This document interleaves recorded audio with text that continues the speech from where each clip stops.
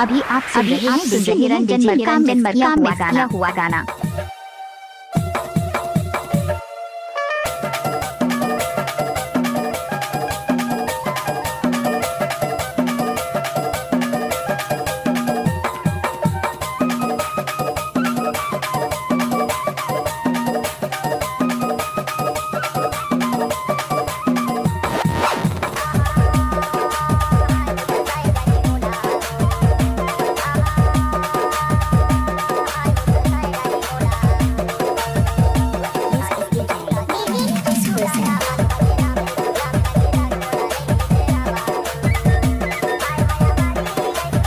आपने सुना ही होगा निरंजन मामा टोला वाले।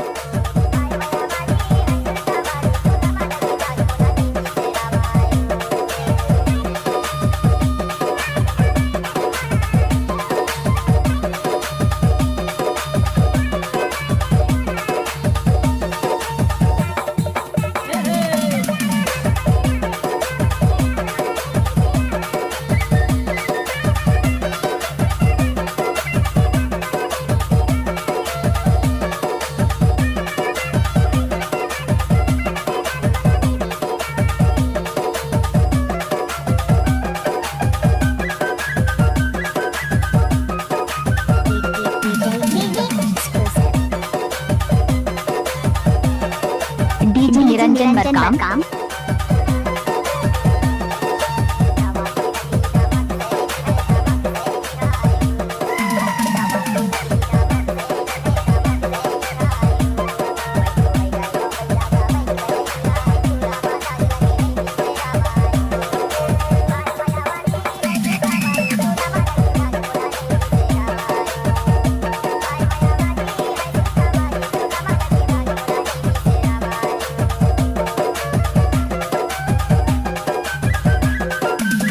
निरंजन मरकाम।